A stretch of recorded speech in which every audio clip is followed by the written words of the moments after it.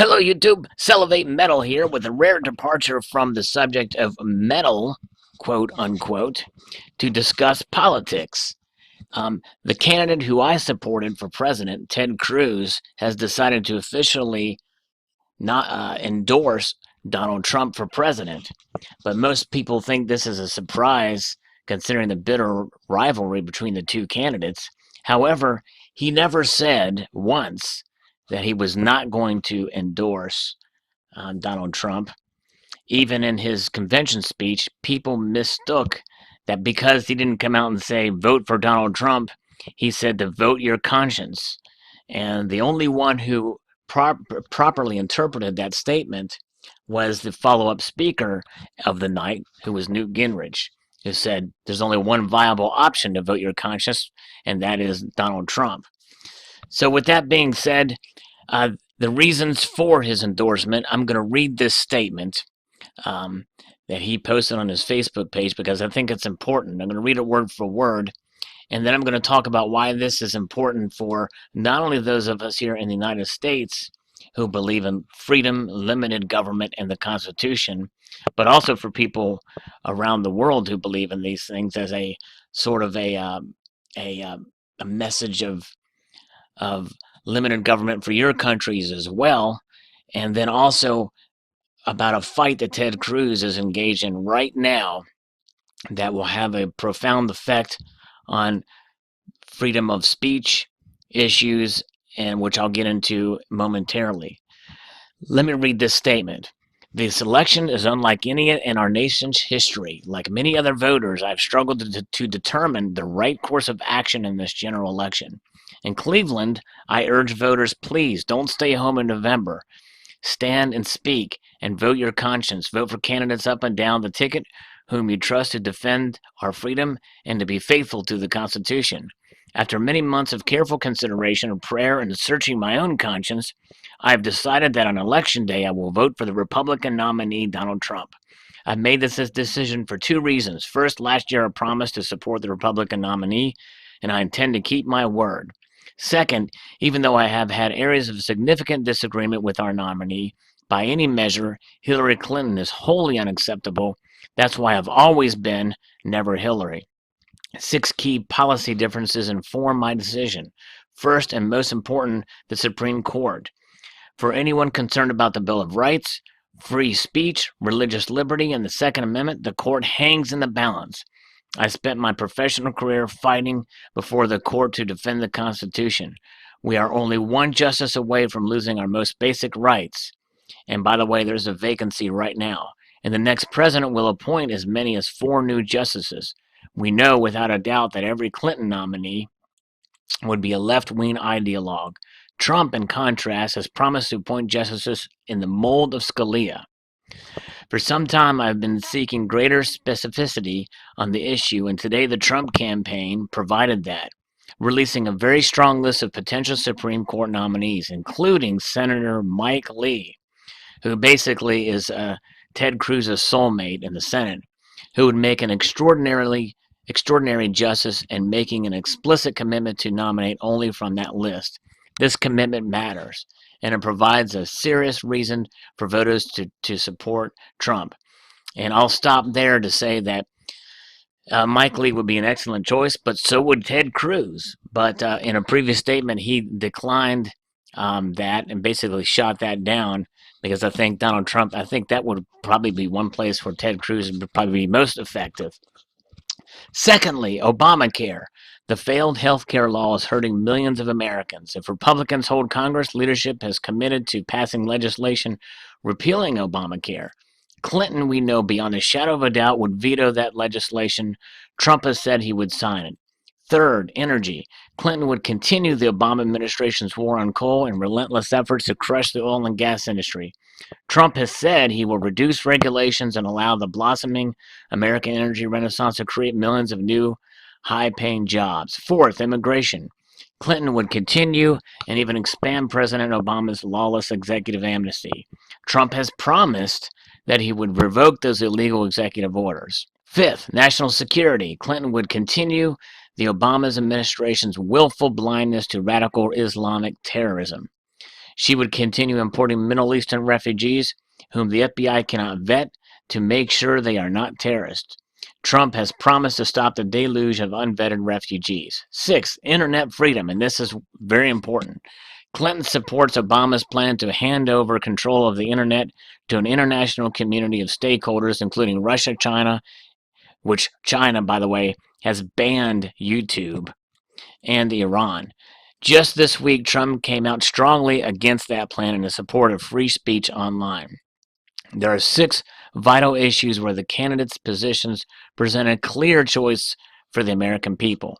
If Clinton wins, we know with a 100% certainty that she would deliver on her left-wing promises with devastating results for our country. My conscience tells me that I must do whatever I can to stop that. We have also seen over the past few weeks and months a Trump campaign focusing more and more on freedom, including emphasizing school choice and the power of economic growth to lift African Americans and Hispanics to prosperity. Finally, after 8 years of a lawless Obama administration targeting and persecuting those disfavored by the administration, fidelity to the rule of law has never been more important. The Supreme Court will be critical in preserving the rule of law, and if the next administration fails to honor the Constitution and Bill of Rights, then I hope that Republicans and Democrats will stand united in protecting our fundamental liberties. Our country is in crisis. Hillary Clinton is manifestly unfit to be president, and her policies would harm millions of Americans. And Donald Trump is the only thing standing in her way. A year ago, I pledged to endorse a Republican nominee, and I'm honoring that commitment. If you don't want to see a Hillary Clinton presidency, I encourage you to vote for him. And well stated, and I totally agree. In fact, I was hoping he would do this.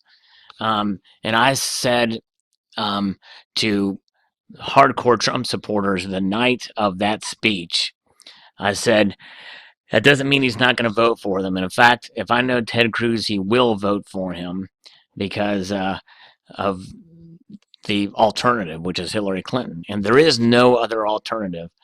Gary Johnson is a joke. Jill Stein is essentially a radical leftist communist. And Hillary Clinton is a radical leftist communist. And so really there's only one choice. Ronald Reagan used to say that if you have a candidate that agrees with 80% of what you agree with, well, hey, vote for that candidate. In this election, if you have a candidate that agrees with you 20% of the time, you vote for that candidate because Hillary Clinton will do everything that you disagree with 100% of the time. Now, if you're watching this as a Hillary Clinton supporter, well, then obviously this message is not for you. But anyways, back to my final thought on this. Ted Cruz is fighting a fight in the Senate, and it's not being publicized often enough by any media, conservative or otherwise, about something that's going to expire in just a few days, and that is the United States ownership of ICANN, which basically controls the naming convention like .org and .net, .com, and all the naming conventions. That will be surrendered to an international agency. Critics of Ted Cruz's fight against it say that it's just a technical handover and that there's no policies that can be created from it. But if you give them an inch, they will take a mile. That should remain in the United States. And the reason why it should remain in the United States is because we have the largest or the most robust free speech laws. Well, the First Amendment is the most robust and the most protected free speech in the world. And so it's critical, not just for United States citizens, but also for world citizens, where your freedom to express yourself on the internet can be protected. And it's here at Protect the Net, the internet giveaway. And yes, this sounds ominous. Protect the internet, stop President Obama's internet giveaway. But really, that's what it is. And critics will say it's oversimplifying it, but Ted Cruz is certainly in the front lines of that fight, just as he was in the front lines of the fight to stop Obamacare. even so much as as against all advice. He doesn't follow the advice of the politicians and the insiders because he truly is an outsider. He just happens to be on the inside. And Trump will find a good ally in him on that regard. So, and again, I've always been a never a Hillary as well. And I've always said that even the night that Ted Cruz lost that election in Indiana and conceded, that I was going to vote for Donald Trump, hands down, a much better choice. And I have been impressed with Donald Trump, his messaging with his new campaign manager, Callaway. She has done a fabulous job, and Roger Ailes, I think, as well, as hands in on it because he's been on message, and he's been saying things that are about less regulation, more personal freedom, taking education back to the states. And I think that's profoundly important. And so if you're watching this video, whether or not you're in the silver community, if you're a hardcore Ted Cruz supporter or a quote never Trumper, change your mind quickly. Because Donald Trump, I think, is surrounding himself with some people that are about limited government. And so there you have it. So I apologize for the long-winded video, but I just thought it needed to go out there. And if anything, check out this website. I'm going to put this link in the description below about protecting the internet, because I do think it is very, very important for us here. And so I hope you enjoyed this video. I'd like to extend a multitude of gratitude to you all for watching and encourage you to please rate, comment, and subscribe.